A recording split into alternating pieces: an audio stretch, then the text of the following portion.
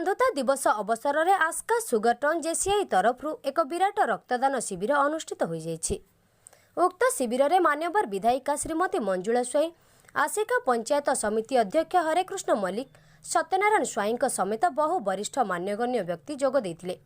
उक्त रक्तदान शिविर मूल उद्देश्य है राज्यर मेडिकल मानकरे थिबा रक्त अभाव को दूर करने सह प्रत्येक यूनिट ब्लड द्वारा 4 लोकंक जीवन रक्षा करिबारे सफल रहिबे।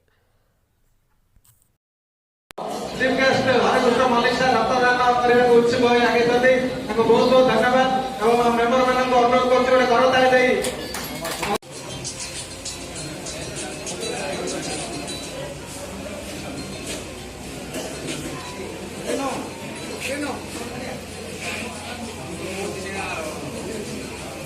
Vice President JCS Kashibekar called to meeting at that.